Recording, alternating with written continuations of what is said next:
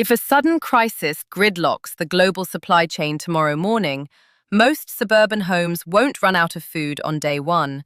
They'll run out of usable, sustainable calories by day 4. There's a brutal paradox sitting inside the average kitchen cabinet right now. Millions of households believe they're prepared because they bought a few extra cans of soup, a bag of white flour, and a couple of plastic water bottles during the last hurricane warning. They look at their pantry shelves and see a buffer. But emergency nutrition specialists and supply chain risk analysts see something entirely different. A slow-motion disaster waiting to unfold.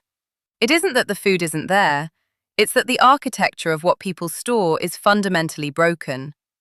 When a real crisis hits, whether it's an unexpected grid failure, a localized conflict, extreme climate disruption, or a sudden breakdown in regional logistics, the human body under stress doesn't just need arbitrary volume, it needs specific biochemical drivers.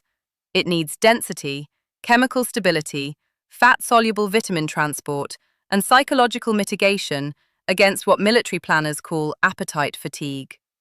Without the right balance, people with full cupboards literally begin starving in place, suffering from acute lethargy, digestive failure, and psychological breakdown while surrounded by boxes of processed junk that require power, excess clean water, or complex cooking to even digest. Here is the terrifying reality of modern food distribution. The average supermarket operates on a strict, just-in-time inventory model. There is no secret backroom packed with crates of grain. The food on those shelves represents approximately 72 hours of normal consumer purchasing. The moment panic ripples through a metropolitan area, those shelves empty in less than 4 hours. Not 4 days, 4 hours. And once those distribution routes stall, the modern consumer is stripped of the single most complex safety net in human history. This isn't theoretical. Look at global food markets over the past 2 years. Geopolitical instability in key export corridors, compound climate events across traditional bread baskets, and sudden export restrictions have triggered unprecedented price volatility and structural shortfalls. The margin for error in global agriculture has shrunk to its lowest point in decades. When the system snaps, you cannot buy your way out of the bottleneck. You are left entirely with what you put behind your own closed doors months prior. Which brings us to a crucial, uncomfortable question.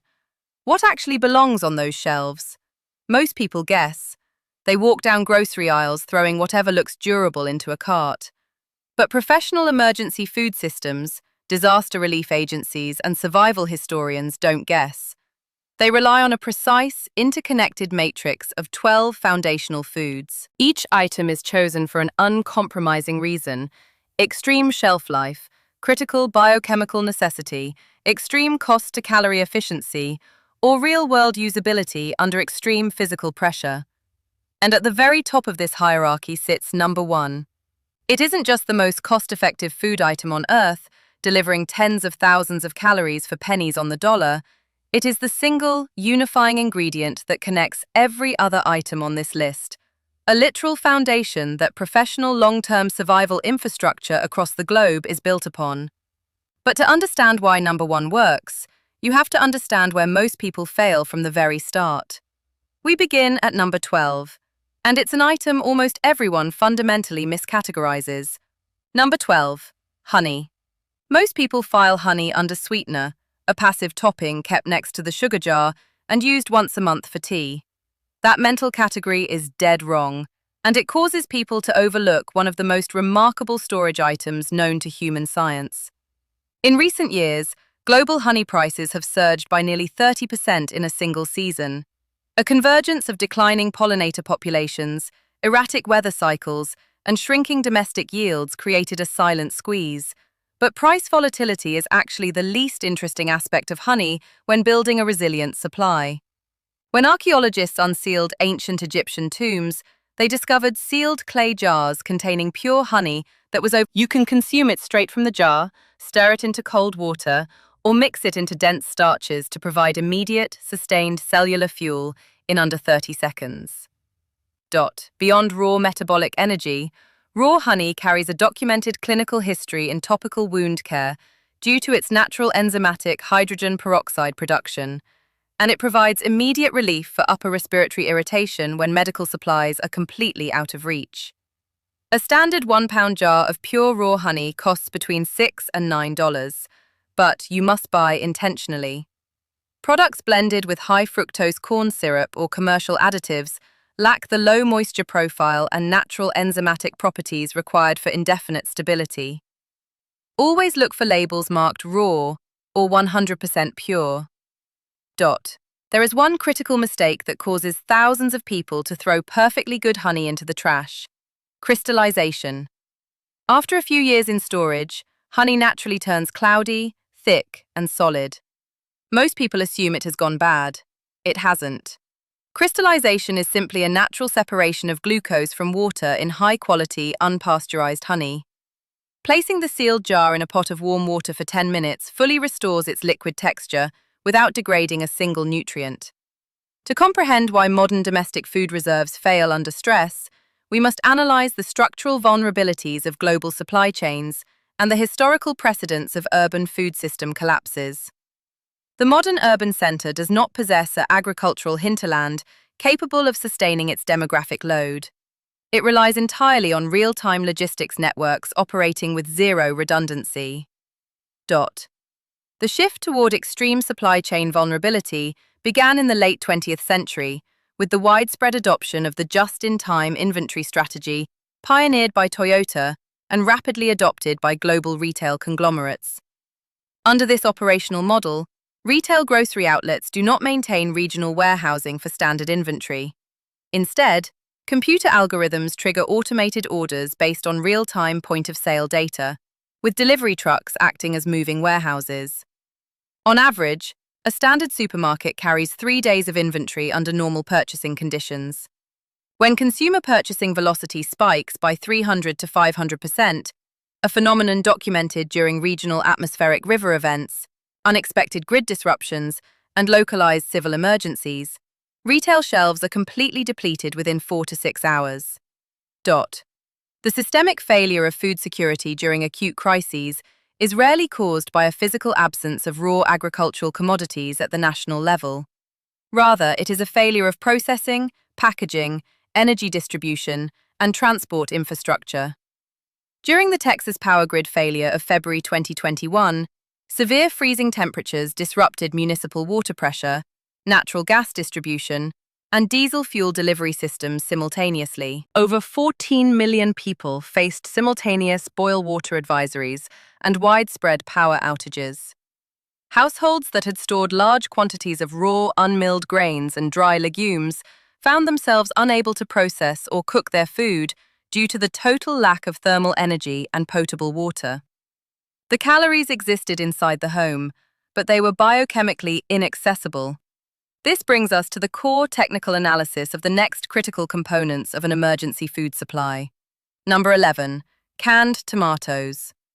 In long-term isolation scenarios and severe supply chain disruptions, nutritional failure often manifests through a psychological mechanism known in military logistics as appetite fatigue. Documented during multi-month field operations and historical urban blockades, appetite fatigue occurs when a human population is subjected to a monotonous diet consisting exclusively of unflavored starches and basic proteins, such as white rice, dry beans, and oats. Despite the presence of adequate physical calories, individuals experience a progressive psychological aversion to food intake, leading to reduced voluntary caloric consumption, severe clinical apathy, and accelerated physical degradation. Canned tomatoes serve as a strategic flavor catalyst and a vital micronutrient delivery mechanism.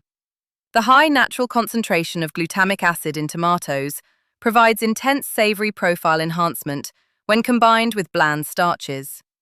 Biochemically, canned tomatoes are a dense source of lycopene, a powerful carotenoid antioxidant whose bioavailability increases significantly after thermal processing during the canning procedure. Furthermore, canned tomatoes supply essential vitamin C and potassium during periods when fresh agricultural distribution is entirely suspended. Standard commercial canned tomatoes maintain structural integrity and nutritional viability for 18 to 24 months past their stamped manufacturing date, when kept in controlled environments between 50 and 70 degrees Fahrenheit.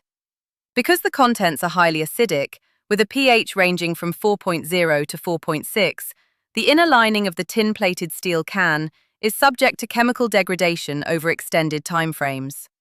Storage protocols require a strict first-in, first-out rotation system. Cans exhibiting thermal expansion, severe denting along structural seams, or internal gas production must be discarded immediately to prevent exposure to bacterial toxins. Number 10. Commercial peanut butter. Caloric density is the primary metric evaluated by military quartermasters when designing operational rations.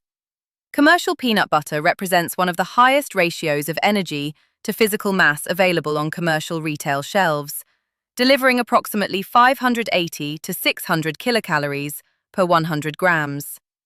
Biochemically, peanut butter provides a macronutritional balance of roughly 50% lipids, 25% proteins, and 20% carbohydrates. The lipid profile consists predominantly of monounsaturated and polyunsaturated fatty acids, which provide sustained, slow-burning metabolic energy without triggering sharp insulin spikes. This slow rate of digestion extends satiety during prolonged physical exertion or forced energy conservation intervals. From an operational standpoint, peanut butter requires zero thermal processing, zero hydration, and zero specialized preparation tools. It is immediately bioavailable upon opening.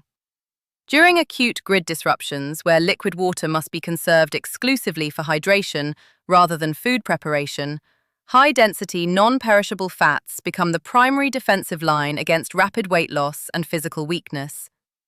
A critical operational distinction must be drawn between commercial, shelf-stable peanut butter and natural or organic variants. Organic peanut butter lacks hydrogenated vegetable oils and emulsifiers, resulting in rapid phase separation where free oil floats to the top of the container. When exposed to ambient oxygen and varying ambient temperatures, these unstabilized lipids undergo rapid oxidation, resulting in rancidity within 3 to 6 months.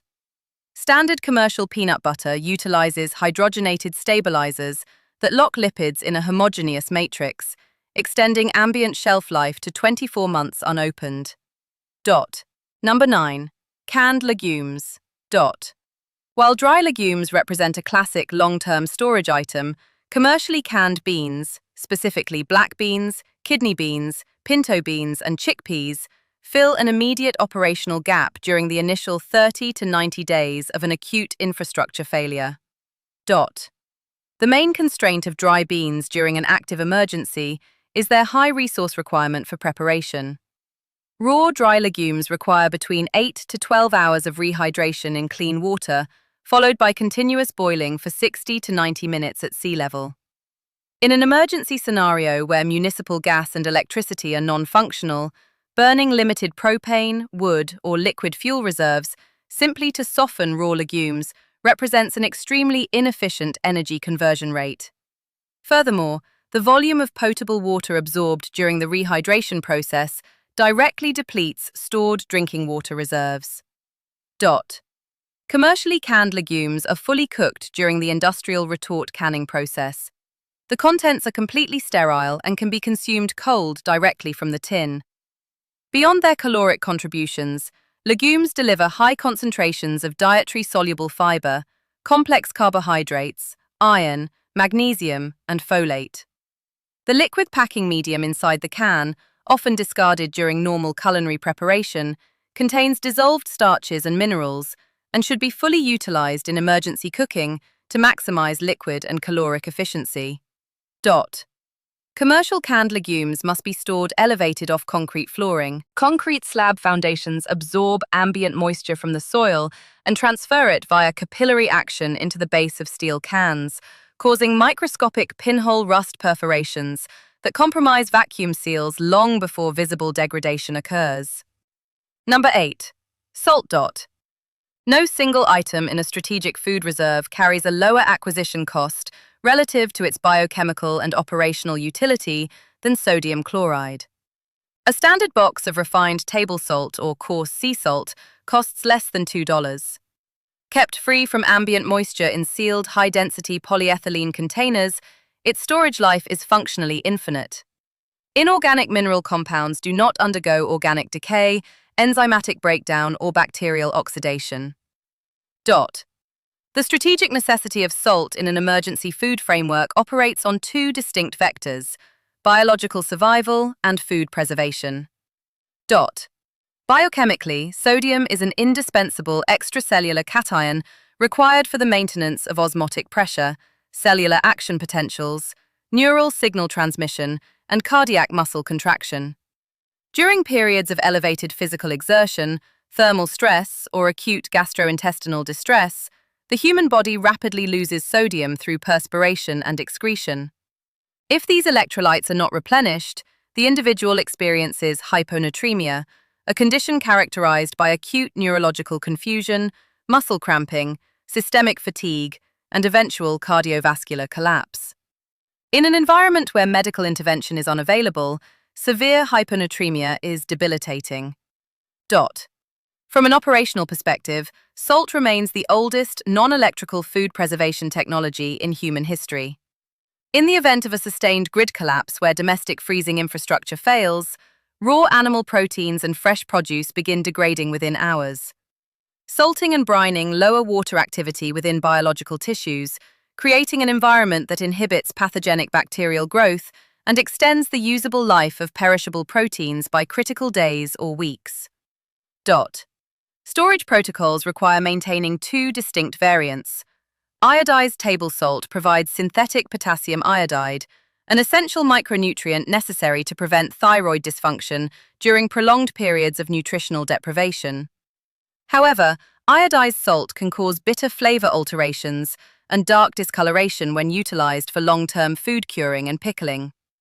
Therefore, non-iodized sea salt or pure kosher salt must be maintained simultaneously for agricultural and protein preservation. Number 7. Canned meats. When municipal power grids stall for extended periods, cold chain refrigeration collapses completely. Domestic freezers thaw within 24 to 48 hours, converting stored frozen meats from high-value caloric assets into immediate biological hazards. Canned meats, specifically tuna, salmon, chicken, and processed pork products, represent the primary mechanism for maintaining complete animal protein reserves without relying on electrical power. The primary physiological requirement for animal protein lies in its complete amino acid profile. Plant-based proteins derived from single-grain sources often lack essential amino acids such as lysine or methionine. Complete animal proteins provide the full spectrum of essential amino acids necessary for tissue repair, cellular immune response, and the preservation of skeletal muscle mass during prolonged caloric deficits. From a structural standpoint, commercially canned meats undergo high-pressure retort sterilization during manufacturing, killing all bacterial spores including Clostridium botulinum. Unopened steel cans maintain high nutritional integrity and structural sterility for 3 to 5 years under standard ambient conditions, with real-world testing demonstrating caloric viability well beyond 5 years if the container seal remains uncompromised. A critical operational factor regarding canned meats is sodium management. Processed canned meats often contain high concentrations of sodium preservatives. In a situation where municipal water distribution is suspended and potable water reserves are strictly rationed, high dietary sodium intake accelerates cellular dehydration and increases daily fluid requirements. Emergency managers must balance high-sodium processed meats with low-sodium canned poultry and fish, while diversifying lipid sources. Number 6. Olive oil and storage lipids. Lipid deficiency is a silent killer in poorly designed emergency diets. Fats deliver roughly 9 kilocalories per gram, compared to 4 kilocalories per gram delivered by carbohydrates and proteins. Beyond sheer caloric density, lipids are biologically necessary for the intestinal absorption of fat-soluble vitamins, specifically vitamins A, D, E, and K. A diet composed entirely of dry grains, canned vegetables, and lean legumes without dietary fats results in acute vitamin malabsorption, metabolic dysfunction, and rapid weight loss.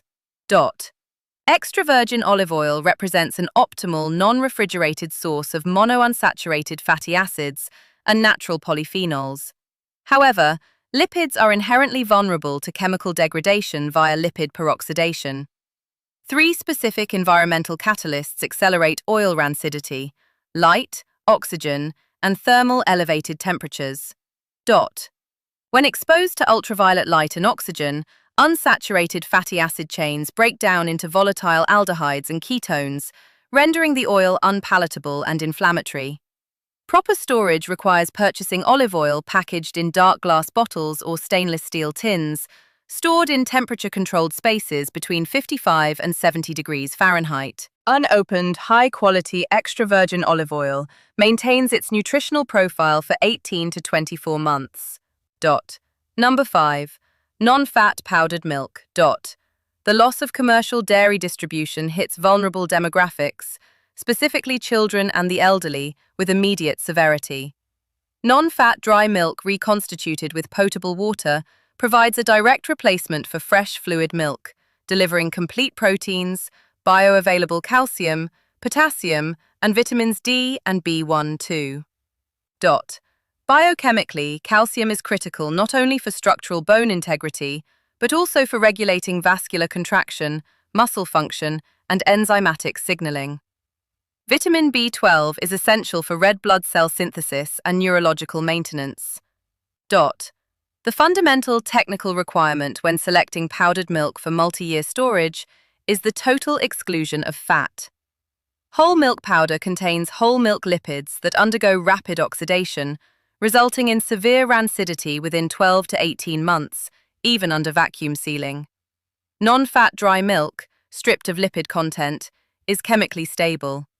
Packed in mylar bags with active iron-based oxygen absorbers, non-fat powdered milk maintains structural and nutritional viability for 15 to 20 years. Number 4. All-purpose white flour. Flour represents a foundational capability rather than merely a finished product. Combined with potable water, salt, and a thermal heat source, flour enables the production of unleavened flatbreads, biscuits, and pasta without complex culinary infrastructure. A critical trade-off exists between whole wheat flour and refined white flour. Whole wheat flour contains the wheat germ and bran layer, offering superior dietary fiber and micronutrient metrics under daily conditions. However, the wheat germ contains delicate natural oils that oxidize rapidly upon exposure to air, causing whole wheat flour to turn rancid within 6 to 9 months. Refined white all-purpose flour has the germ and bran mechanically removed, leaving pure endosperm starch. This structural refining grants white flour an ambient storage life of 8 to 10 years when packaged in oxygen-deprived mylar enclosures. A mandatory operational step prior to long-term flour packaging involves thermal pest elimination. Commercial flour frequently carries microscopic insect eggs. Placing original flour packages in a deep freezer at 0 degrees Fahrenheit for 48 hours prior to sealing in mylar bags eliminates insect eggs.